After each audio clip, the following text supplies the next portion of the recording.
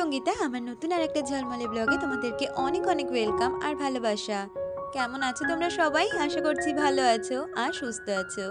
আমরাও না বেশ ভালো আছি। আর আজকের দিনটা হচ্ছে বুধবার। আর ঘড়িতে এখন বাজে ওই ৫টা নাগাদ। তোমাদেরকে সাথে নিয়ে আজকে ব্লগটা এখান থেকে শুরু করছি।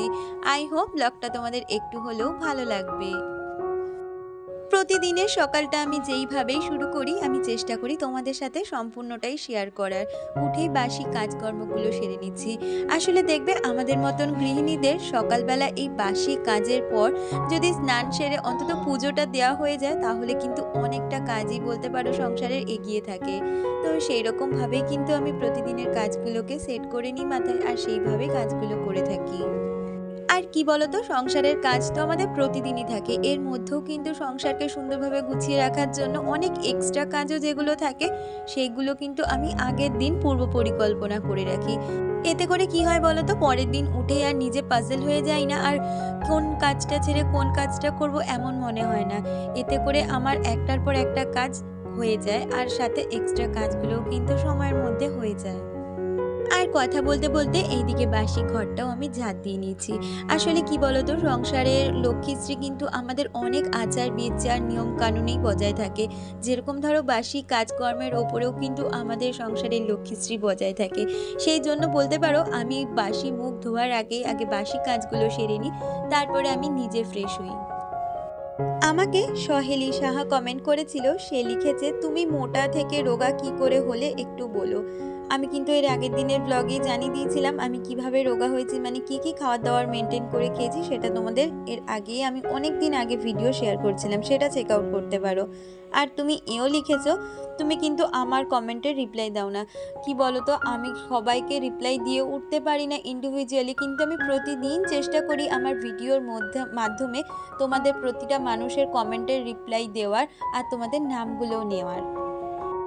আর ওইদিকে বাসি কাজকর্মগুলো সেরে নিয়ে তারপরে কিন্তু আমি নিজে মুখ হাত পা ধুয়ে চেঞ্জও করে নিয়েছি। আর দুষ্টুকে দিয়ে আসার পরেই কিন্তু আমি স্নানটা সারি, কারণ কি বলতো, এখনকার বর্ষাকালে যে রাস্তাঘাটের অবস্থা, ওই অবস্থায় যদি স্নান করে আমি রাস্তা দিয়ে হাঁটি, আমি এরপরে স্নান না করে পুজোটা দিতেই পারবো না। তো সেই জন্য চেষ্টা করি ওকে দিয়ে আসার পরেই স্নানটা সেরে নেওয়ার।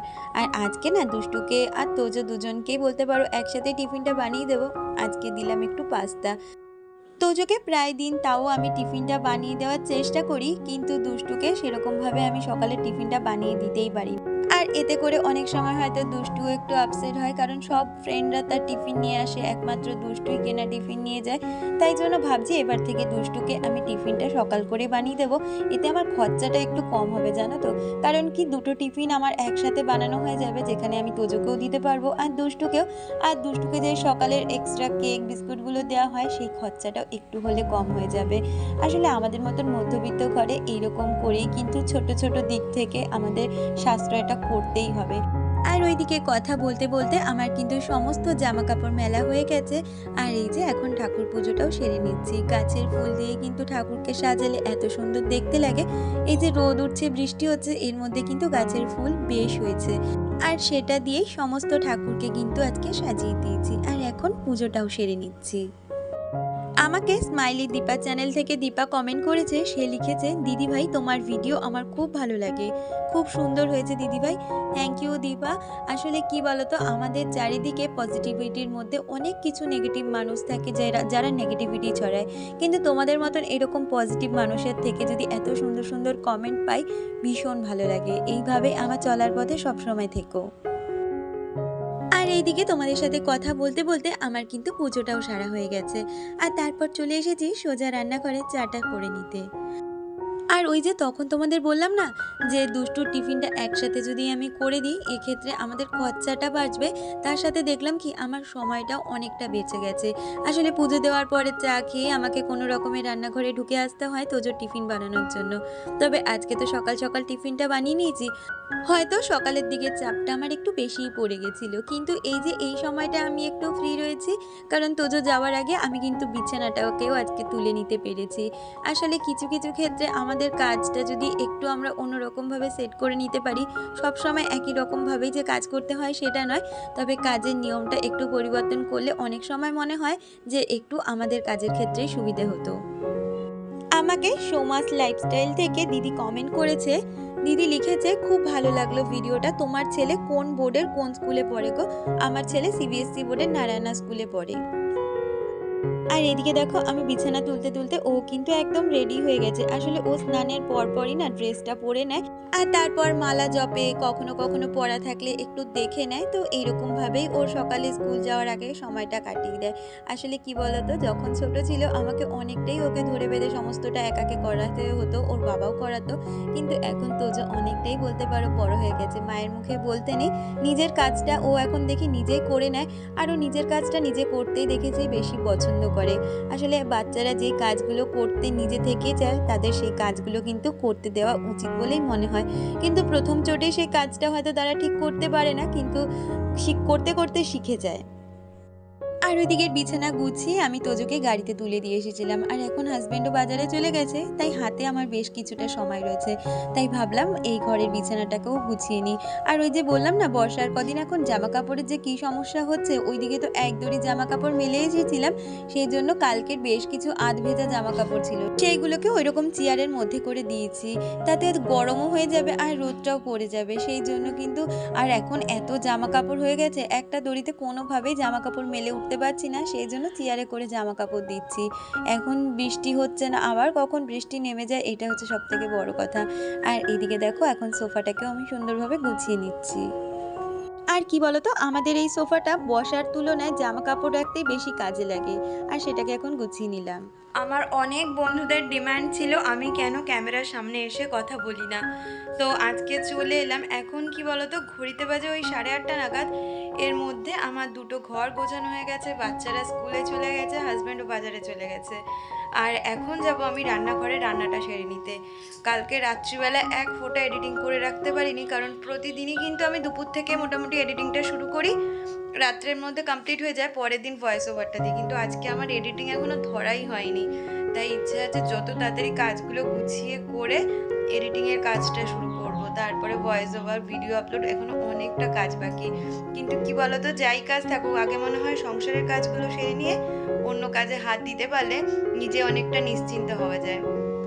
তাই আজকে সিম্পল একদম রান্নাবান্না করবো। একটু হাজব্যান্ড বললো মাছ নিয়ে আসছি, মাছের ঝোল আর ভাতই করবো, আর কিচ্ছু করবো না। তার মধ্যে সকাল থেকে না শরীরটা কীরকম একদম অস্থির অস্থির লাগছে, ভালো লাগছে না, ঘাড় ব্যথা করছে, কান দিয়ে মনে আগুন বেরোচ্ছে। আমার প্রেশার এমনিতেই লো, তোমরা তো জানোই, কিন্তু মনে হচ্ছে হঠাৎ করে প্রেশারটা যেন বেড়ে গেছে, না প্রেশার ফ্ল্যাকচুয়েট করছে বুঝতে পারছি না। তো এই নিয়েই সংসারের কাজগুলো এখন সারতে হবে। তাহলে বন্ধুরা পুরো ভিডিওটা দেখতে থাকো আর আমার সাথে থেকো। আর কেমন লাগলো তোমাদের সামনে এসে কথা বললাম সেটাও জানিও। যেমন বলা তেমন কাজ, ওইদিকে সমস্ত কাজ সেরে চলে এলাম সোজা রান্নাঘরে। আগেই রান্নাঘরে এসে ভাতটা বসিয়ে দিলাম। আজকে না সকালে আর চালটা ভিজিয়ে ওঠা হয়নি, তাই এখনই ভালো করে ধুয়ে আমি ভাতটা বসিয়ে দিচ্ছি। আর এর মধ্যে জানো তো, হাজব্যান্ডও চলে এসেছে বাজার নিয়ে। ওই যে তোমাদের বলেছিলাম এক পদ রান্না করব, শুধু মাছের ঝোল আর ভাত, কিন্তু সে যে আবার এনেছে কচুর লতি, তার সাথে এনেছে লোটে মাছ। আর কচুর লতি খেতে না আমাদের বাড়িতে আমরা ভীষণ পছন্দ করি, দুষ্টুও দেখলাম ভীষণ ভালোবাসে। তবে চিংড়ি মাছ আজকে আনিনি, চিংড়ি মাছ দিয়ে কচুর লতি খেতে কিন্তু খুব ভালো লাগে, আর সর্ষে দিয়েও। কিন্তু সর্ষে দিয়ে আজকে করবো না, আমার হাজব্যান্ডের খুব গ্যাসের প্রবলেম। আর ওই যে শনিবার সোমবার করে যেহেতু একটু বেশি করে আমাদের সর্ষেটা খাওয়া হয়, তাই ওর দেখছি দুদিন ধরে প্রবলেমটা বেশি হচ্ছে। তাই জন্য আজকে ওই পেঁয়াজ আর রসুন দিয়ে ভালো করে আজকে কচুর লতিটা ভাজা ভাজা করবো।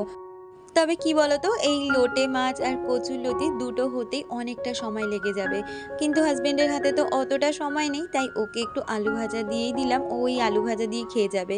কিন্তু ও না খেতে বসতে বসতে, আমার লোটে মাছটা রান্না হয়নি, তবে ঝোল ঝোল ছিল। তো হাজবেন্ড বললো একটু লোটে মাছ দাও তো দেখি ঝোল ঝোল খেতে কেমন লাগে।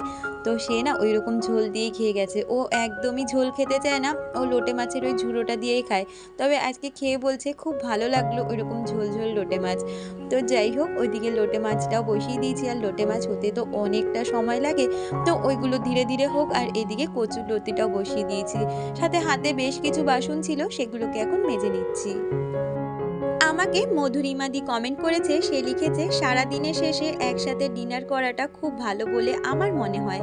আমরা সবাই সকাল থেকে এত ব্যস্ত থাকি, সেখানে সারাদিনের শেষে একটা একে অপরের সাথে কথা শোনা, সুখ দুঃখ ভাগ করে নেওয়া, এটা খুব ভালো। হ্যাঁ গো দিদি, চেষ্টা করি আমরা প্রতিদিন রাত্রিবেলা, চেষ্টা না প্রতিদিন রাত্রিবেলা আমরা কিন্তু একসাথেই খেতে বসি আর সারা দিনের গল্প করা, এমনকি আমরা কার্টুন দেখতে দেখতে খাই। মানে ওই যে ছোট ছোট ইউটিউবে গল্পগুলো হয় সেগুলো দেখতে দেখতে আমরা রাত্রিবেলার ডিনারটা শেষ করি। কারণ সারাদিন আমরা সত্যিই ভীষণ ব্যস্ত থাকি, একসাথে আমরা কিন্তু ওই রাত্রের সময়টাই হই। কারণ বাচ্চাদের পড়াশুনো, আমাদের সংসারের কাজ, হাজবেন্ডের বাইরের কাজ, তো সব মিলিয়ে রাত্রিটাই আমাদের কাছে একটা কোয়ালিটি টাইম বলতে পারো। আর আমাদের গল্পের মধ্যে বাচ্চারাও কিন্তু ইনক্লুডিং থাকে, কারণ ওদেরও স্কুলে কি হয়েছে, তারা কি পড়াশুনো করেছে, সমস্ত কিছুই ওই রাত্রিবেলায় আমাদের গল্পটা হয়। তো কথা বলতে বলতে দেখো আমার রান্নাবান্না সমস্তটাই শেষ হয়ে গেছে, আর এখন রান্নাঘরটাকেও সুন্দরভাবে পরিষ্কার করে নিচ্ছি। আজকে জানো তো বিকালের দিকে যাব একটু রথের মেলায়। ওই উল্টো রথ অবধি মেলা রয়েছে, কিন্তু এখনো পর্যন্ত মেলায় যাওয়া হয়ে ওঠেনি। তবে মেলায় যাব এটা ভেবে রেখেছিলাম, কিন্তু কবে যাব সেটা ডিসাইড করিনি। দুদিন আগে দুষ্টু বলল আমার স্কুলের সমস্ত ফ্রেন্ডরা মিলে ওই মেলাটায় যাবে। তো আমিও হাজব্যান্ডকে বললাম ওরা যদি ফ্রেন্ডদের সাথে যায় তাহলে চলো আমরা তিনজনও আজকে একটু ঘুরে আসি। তো সেই উদ্দেশ্যে বলতে পারো আমরা আজকে মেলায় গেছিলাম। দুষ্টু গেছিল দুষ্টুর স্কুল ফ্রেন্ডদের সাথে, আর আমরা তিনজন একসাথে। আসলে কি বলতো, সংসার তো আমাদের থাকবেই, কাজবাজও আমাদের থাকবে, কিন্তু মাঝে মধ্যে যে এই ছোট ছোট ঘোরাফেরা আনন্দ, এটাই কিন্তু আমাদের লাইফের সব থেকে আনন্দের মুহূর্ত। তাই চেষ্টা করি যখন যেরকম অকেশন আসে সেগুলোকে সেইভাবেই পালন করা। আর এইদিকে দেখো রান্নার শেষে অনেকটা সময় ওই যে বললাম এডিটিংয়ের কাজ ছিল, ভয়েস ওভার ছিল, সেগুলো মিটিয়ে আজকে জামা কাপড়গুলো না বেশ ভালো করে শুকিয়েছে, কারণ আজকে এখনো পর্যন্ত বৃষ্টি হয়নি। আর এদিকে জামা কাপড়গুলো তুলে নিলাম। আর এই যে দুপুরের পরে এখন হচ্ছে সন্ধ্যের সময়টা, ওই 7:30 নাগাদ বাজে। আমরা কিন্তু রেডি হয়ে গেছি, এখন যাচ্ছি মেলাতে। আর এই যে আমিও রেডি হয়ে গেছি, কেমন লাগছে বন্ধুরা অবশ্যই জানিও। এই যে চলে এসেছি কথা বলতে বলতে মেলাতে। তো বাবা আর ছেলে দুজনে মিলে হাত ধরে মেলা ঘুরছে। আর কি জানো তো, এটা না মাঠের ওপর তো, আর প্রচণ্ড কাদা জল, কিন্তু ওই যে ওপর থেকে না ওই কাঠ মতন বিছানো ছিল। আর তোজো এসেই প্রথমে রাইড চড়ার কথা বলছিল, তো আমি বললাম এত গরমে কোনো রাইডই তুমি চলো না, কারণ ঘাম হলে আবার ঠান্ডা জ্বর আসার সম্ভাবনা রয়েছে, সামনে এক্সাম। তাই ও বলল আমি একটু বেলুন ফাটাই, তাই ওই দিকে বেলুন ফাটালো, সাথে ওর বাবাও দু একটা ফাটিয়ে নিল। তারপরে খাওয়া দাওয়া মেলাতে কিচ্ছু সেভাবে খাইনি, শুধু তোজো 1 প্লেট ওই পাপড়ি চাট খেয়েছিল। আর বাড়িতে এসে প্ল্যানিংই করে রেখেছিলাম রাত্রিবেলা আজকে ডিনারটা করব এরকম চিকেন রোল দিয়ে। আর কি জানো তো, আমি যেহেতু বাইরের সমস্ত খাবারই মোটামুটি বানাতে পারি, সেই জন্য আমার হাজব্যান্ড পছন্দই করে না যে বাইরের কোনো কেনা খাবার। এতে করে না আমাদের ওই যে বাইরে অনেক টাকা দিয়ে খাবার জিনিস কেনা, তাতে কিন্তু আমাদের পেটও ভরে না অনেক সময়। এর থেকে বরঞ্চ আমাদের ঘরে যেই সব জিনিস রাখবে সেগুলো বানাতে তার থেকে অনেকটা কম খরচাতে হয়ে যায়। তো আমি ঘরেই সমস্ত কিছু বানিয়ে নেওয়ার চেষ্টা করি। আর বাইরে তো সবসময় তারা হাইজিন মেনটেন করেও খাবার দাবার বানায় না, তাই আমি কিন্তু পিৎজা থেকে শুরু করে সমস্ত স্ন্যাক্স আইটেম বলতে পারো বাড়িতেই বানিয়ে সবাইকে খাওয়াই। আর আমি তো রান্নাবান্না করতে ভীষণ ভালোবাসি, আর আমার বাড়ির প্রতিটা মানুষ খেতে ভীষণ ভালোবাসে। তো যাই হোক, মেলা থেকে তো কিছুই সেভাবে খাওয়া হয়নি, সেই জন্য এসেই আগে চেঞ্জ করে নিয়েছি। আস্তে আস্তে ধরো 9টা বেজে গেছে, আর তারপরে সোজা চলে এসেছি রান্নাঘরে। তো দেখেই বুঝতে পেরেছো আজকে বানাবো একটু চিকেন রোল। প্রথমেই চিকেনটাকে ম্যারিনেশন করে নিয়েছি, আর তারপরে চিকেনটাকে ভালো করে কড়াইতে আমি কিন্তু কষিয়ে নিয়েছি। আর এদিকে একটু লাচ্ছা পরোটা মতন করে নিয়েছিলাম, কারণ এখন না রোলে কিন্তু লাচ্ছা পরোটাটাই খুব বেশি চলে আর ভালোও লাগে খেতে। তো লাচ্ছা পরোটা করে নিয়ে এই যে রোলের মতন করে কিন্তু বানিয়ে নিলাম। রোলের মতন না, রোলই বানিয়েছি। সবাই বলেছে খেতে কিন্তু খুব সুন্দর হয়েছে। আসলে বাড়িতে এগুলো বানাতে একটু খাটনি হয় ঠিকই, কিন্তু আমরা যদি খাটনির বিনিময়ে একটু হলেও সাশ্রয় করতে পারি, সাথে করে আমাদের স্বাস্থ্যটাও ভালো থাকে। তাহলে বন্ধুরা আজকে ডিনার দিয়ে ভিডিওটা শেষ করছি, দেখা হচ্ছে পরবর্তী ভিডিওতে।